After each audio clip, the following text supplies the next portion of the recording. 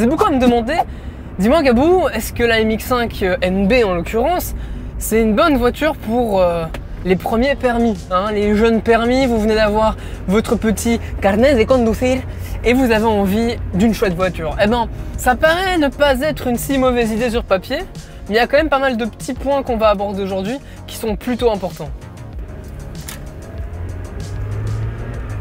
J'avais pas vu que c'était mon poteau en face. Effectivement, un premier achat, c'est quand même pas anodin. Ok, on n'achète pas une voiture comme on achète du pain. Donc, il faut réfléchir. Juste précise au cas où, hein, c'est la première fois que je teste ce setup avec la caméra dans la voiture et une micro-cravate. Donc, ça se trouve, le son est claqué. Et, écoute, on teste, d'accord? Du coup, oui, une MX5 comme première voiture, c'est quand même sympa. C'est ma première voiture, je l'ai achetée à 21 ans. Le fait est que c'est super cool. Je suis fan de karting depuis que je suis vraiment petit, que j'ai 5 ans que mon père m'a initié. Forcément, une voiture comme ça fait sens, tu vois. Le truc, c'est qu'il y a pas mal de petits problèmes qui viennent avec un achat pareil. Déjà, les prix ont monté, faut pas déconner, c'est la crise. Il y a les assurances, l'essence, le prix a aussi monté. Et dans une MX5 NB, 98, pas 95. Donc déjà, rien que ça picote un petit peu. Les taxes, éco-malus hein, dans le Brabant wallon. Parce que oui, pour ceux qui me suivent depuis la France, je suis belge. Donc forcément, t'as 600 balles d'éco-malus pour le 1,6 litre, ça fait mal. Après, les taxes de roulage, ça va, c'est assez bas, comme c'est une vieille bagnole. Ils t'emmerdent pas trop pour ça.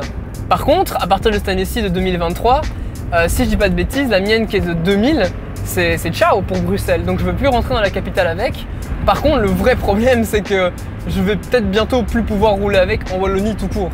Donc il faudra la passer en ancêtre en espérant qu'ils ralentissent un petit peu les lois et tout ça et que je puisse la passer en ancêtre avant que ça s'applique. Mais ça sera quand même que 3000 km par an, ce qui est pour le moins castrant. Donc ouais, ça fait déjà quelques petits problèmes. Mais c'est même pas fini. Acheter une voiture qui a son âge, ça représente aussi des coûts d'entretien, de maintenance. Parce que, ok, c'est une japonaise des années 2000, c'est relativement fiable. Mais ça reste une voiture qui a 23 ans, ok? Donc il faut prendre ça pour ce que ça vaut. C'est-à-dire un vieux tas de ferraille. Ah, vous allez avoir des problèmes avec, je sais pas, ça va être une pompe à carburant, ça va être un coup des joints qui sont pas bien étanches, ça va être... Il y a moyen d'avoir 1 milliard de bêtises qui marchent pas avec une voiture. Donc préparez-vous, quand vous l'achetez, à avoir vraiment un budget large pour pouvoir payer tous ces trucs-là. Derrière, qui dit MX5 dit rouille, et particulièrement la NB, je l'ai déjà dit dans mon guide d'achat que je vous invite à aller voir. Je crois que ça sera du coup là-haut, dans le coin, quelque part là-bas. Mais en l'occurrence, la MX5 NB, elle rouille vraiment fort au niveau des longerons. Et donc, il faut absolument prévoir dans ton budget de quoi la restaurer. Idéalement, chope-en une qui a les longerons clean, évidemment. Mais c'est rare, surtout en Belgique, c'est pas évident. Donc globalement, prépare au moins 1000 balles pour t'occuper de la rouille, c'est nécessaire. Derrière moi, comme frère sur la MX5, il y a eu pas mal de petits trucs. Tu sais, il y a des bêtises comme un autoradio. Là, j'ai acheté il y a pas longtemps le verrouillage centralisé sur la voiture aussi. J'ai prévu de faire une vidéo dessus, mais ça paraît un petit peu compliqué là. On a des complications, donc va falloir planifier un petit peu ça.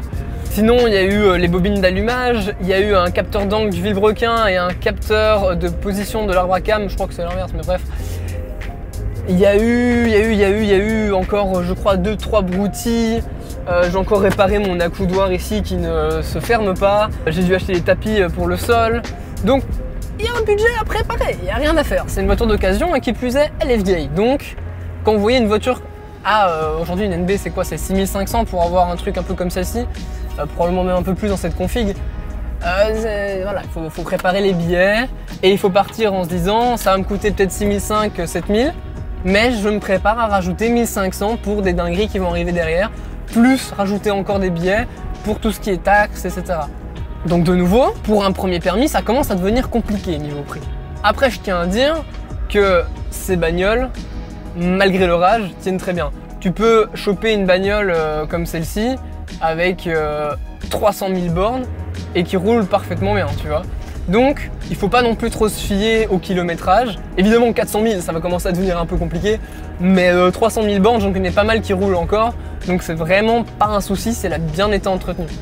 Et au moins, ça vous permettra de baisser un peu le prix. Mais il n'y a rien à faire. L'assurance et les entretiens, etc., ça reste la même chose, l'essence y compris.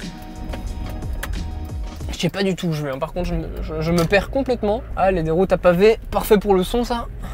Donc si vous pouvez vous permettre, que vous avez le budget pour partir sur un achat comme celui-ci, alors là on peut rentrer un peu plus dans les détails.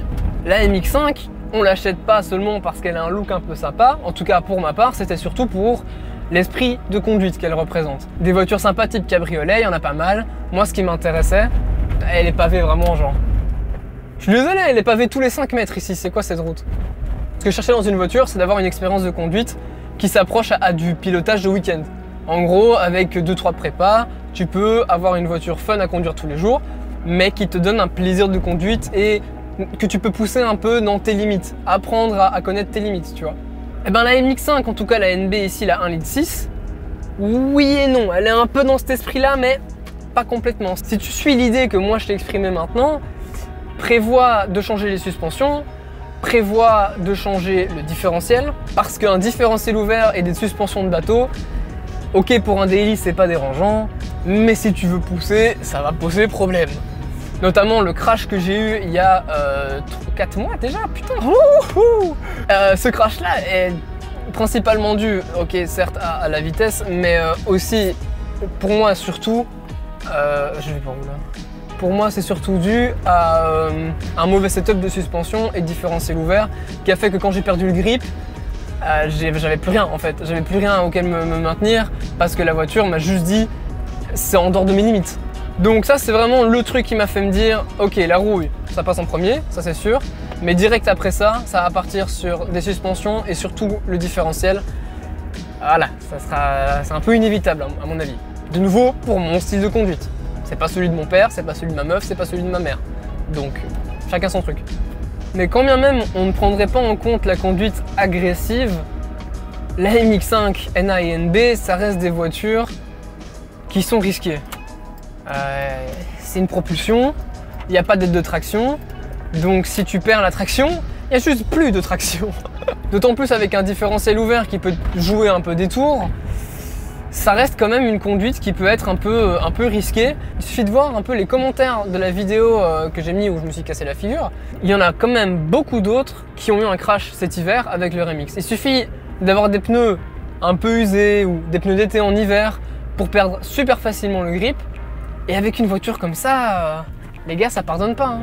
Maintenant que j'y pense, petit big up à ceux qui m'ont reconnu au bar, ceux qui ont parlé de moi avec des amis, etc. C'est un peu rigolo de commencer à voir l'impact que la chaîne a sur la vie réelle. Ça a toujours été très dématérialisé et de voir un peu ça se produire dans la vraie vie, c'est un peu rigolo. Du coup, n'hésitez pas si vous me croisez, si vous me voyez avec la MX ou quoi, m'envoyer un DM. Toujours un peu rigolo, voilà. Donc il faut partir déjà en se disant les pneus sont vraiment primordiaux, c'est ce qui va faire que votre voiture grippe au sol avant tout. Hein. Une voiture de course avec des pneus pourris, ça avance pas. Enfin surtout ça grippe pas, donc c'est dangereux. Et une MX5, même si c'est moins puissant, c'est pareil. Donc in fine, le meilleur conseil que je peux vous donner au niveau de la conduite, c'est d'être particulièrement vigilant dans les conditions difficiles. Le premier gros coup de peur que j'ai eu moi, c'était sous la pluie. Au tout début, c'était en mi-hiver, fin hiver. Je suis sur un pont et je prends simplement la bretelle, tu vois. Il faisait peut-être 5 degrés, j'avais mes gommes d'été qui étaient déjà un petit peu usées. Elle est partie toute seule. Alors, heureusement, les réflexes de karting et tout, tu vois, mais je me dis, ma mère là-dedans, ma meuf dedans, c'est fini, hein, c'est... Mamá se pincha la pista y hace spin. Donc il faut vraiment y aller mollo sur l'accélérateur, elle est très nerveuse. Je peux même vous faire un petit exemple ici, hein. Si j'embraye et que j'ai un coup de gaz, vraiment je vais vous mimer avec la main. C'est extrêmement direct. Donc si elle perd le grip, ça va monter très vite. Il faut être vraiment vigilant avec ça. Après j'en vois quelques-uns déjà rire un peu en commentaire. Oui, c'est pas une M2 compétition, on reste sur 110 chevaux, c'est pas énorme. Mais n'oubliez pas les gars que la plupart des gens sont habitués à des Clio. Donc je trouve ça important quand même de remettre les bases. Alors j'ai très peur. Ouh, je connais cette route et c'est une route en pavé. Ok, c'est le moment des anecdotes. Donc un jour je me suis retrouvé au niveau de cette route ici, par hasard. Et c'était la période où j'avais pas encore réglé mes problèmes de calage. Donc ma voiture calait aléatoirement quand j'étais beaucoup en bas régime. C'était un problème du capteur d'angle du vilebrequin et aussi le capteur de position de l'arbre à cam. Je crois que c'est l'inverse de nouveau, mais je suis plus sûr. Le fait est que je m'engage dans cette route en pavé, ne sachant pas qu'elle faisait genre 15 putains de kilomètres, j'exagère, mais vous avez capté l'idée. Et donc je me retrouve à aller littéralement à 5 km/h parce qu'il y a des trous de partout, enfin c'est une chaussée romaine, tu vois, mais pas entretenue. Genre imagine un chemin de remembrement en pavé romain. Donc je me retrouve à aller tout doucement, ben la voiture elle cale, forcément. Il est actuellement 1h15 du matin. Je suis passé sans faire exprès sur cette route en pavé, j'ai dû rouler doucement et la MX déteste ça. Donc j'ai juste regardé YouTube en attendant que la voiture daigne redémarrer. J'ai pu m'en sortir, c'est le plus important. Et ouais, ça c'était une drôle de soirée ça. Et du coup, je sais plus du tout où j'étais parce que trouble de l'attention, toi-même tu sais. Si vous pouvez prendre tout ça en considération, si pour vous, la conduite, vous savez que vous allez être calme, vous n'allez pas prendre de risques, vous allez être prudent, ou si vous n'allez pas être prudent, vous allez vouloir faire un peu le fou, mais vous êtes prêt à vous casser la gueule si jamais ça arrive, vous n'allez pas vous sentir ultra mal, c'est chiant, mais vous y êtes prêt mentalement, c'est à vous de faire votre choix. Évidemment, je reprends en compte que vous avez le budget, hein, on n'oublie pas. Vous mettez pas dans des situations compliquées juste pour une bagnole, ça vaut pas forcément le coup, ça reste qu'une boîte en métal avec 4 roues. Prenez plutôt une Twingo 1 et des sessions de karting. Je pense qu'il y a un monde où c'est quand même un peu plus rentable. Hein. Par rapport aux pièces, etc. Alors oui, on trouve des pièces facilement pour la MX, ça c'est quand même un gros point positif. Par contre, c'est pas non plus une Peugeot 206. Il y a un prix qui va avec les choses. C'est pas les pièces les moins chères du marché, ok, mais il y a des pièces. Donc de nouveau, si vous n'avez pas peur de mettre la main au portefeuille, vous trouverez des pièces sur IL Motorsport. Je vais mettre d'autres sites affichés à l'écran parce que c'est pas sponsor, donc je m'en fous.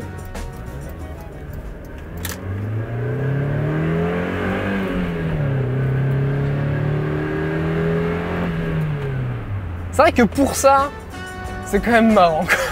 Ok, bon, ça vaut peut-être le coup.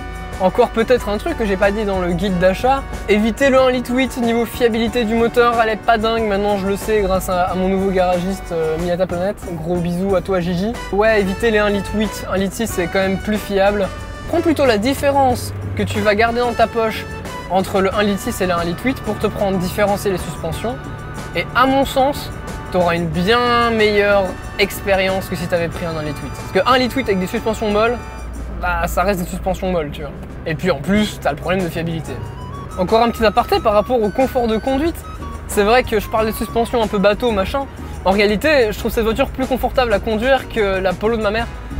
Au niveau de l'assise, alors pour rentrer c'est plus bas, certes, mais en dehors de ça, au niveau de la position, le fauteuil est hyper confortable. Parce que pour moi, c'est même pas un siège, c'est un fauteuil, le bordel. Et puis surtout, l'équilibre de la voiture, avec 50% du poids à l'avant et 50% du poids à l'arrière. Ce qui paraît un peu étrange, mais une Polo, ça va être facilement 80 à l'avant et 20% à l'arrière.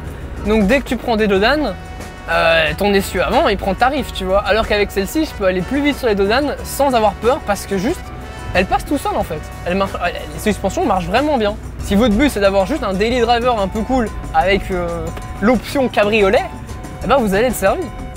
Bon, je suis en train de chercher si je peux pas donner un truc en plus, mais je pense que j'ai fait le tour. N'hésitez pas à vous abonner, aller sur Insta, @Gabou YouTube évidemment. Et puis dites-moi en commentaire ce que vous avez pensé de ce format. On tente des trucs. Sur ce, moi je vous dis à la prochaine. Kiss kiss. Ciao.